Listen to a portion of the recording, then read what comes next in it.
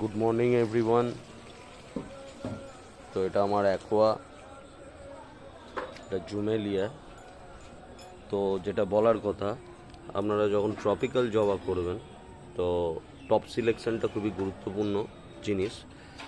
তো টপ সিলেকশনের ক্ষেত্রে আপনারা 8 ইঞ্চি করাটা বেস্ট, অতিরিক্ত বড় করতে যাবেন না।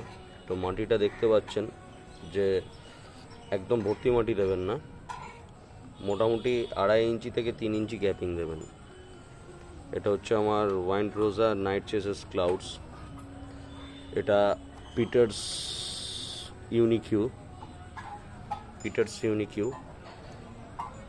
আর জবার জলটা খুবই বুঝে দেবেন, ট্রপিক্যাল জবা। অতিরিক্ত জল দিলে আপনার পাতা হলুদ ভাব চলে আসবে বা শেকড়ের ক্ষতি হবে। এটা হচ্ছে আপনার ক্রিস লাক। এটা হচ্ছে উইন্ড রোজা রুথলেস।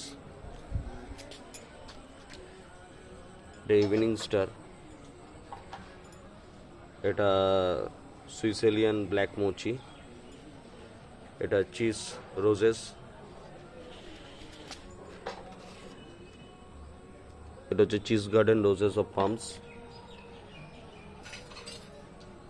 এটা হচ্ছে ওয়াইন রোজা ইয়ংজঙ্গি নাইট রানার, ইন্ডিয়ান ব্রাইট। এটা হচ্ছে ওয়াইন রোজা রেন ব্লু। এটা পমগ্রেনেট স্ট্রিক। এটা ঘোস্ট এক্স।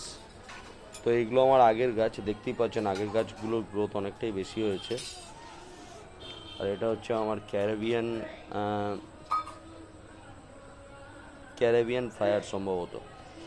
এটা WT আর্চেঙ্গেল র্যাফেল। এটা হচ্ছে আমার ফরমোসা ব্ল্যাক পার্ল। টফিটা খুবই ছোট কিনেছিলাম, তো টফির গ্রোথটা এখন খুবই ভালো হয়ে গেছে, মোটামুটি নতুন ব্যাসেল রুটও বেরোচ্ছে। হ্যাঁ, জবা গাছের দেখুন, গোলাপের জলটা এখন যখন গোলাপ করবেন, গোলাপের ক্ষেত্রে আপনার হবে কি, জল একটু গরমকালে দুবার আপনাকে দিতেই হবে। কিন্তু জবার ক্ষেত্রে আপনার ট্রপিক্যাল হিবিস্কাসের ক্ষেত্রে জলটা আপনাকে মেনটেন করতে হবে। আর যতটা পারবেন আপনি যদি পাতাটা এপিট ওপিট করে ধুয়ে রাখেন, তাহলে আপনার পোকা ধরার চান্সটা খুব কম থাকে। ওকে, থ্যাংক ইউ, ভালো থাকবেন।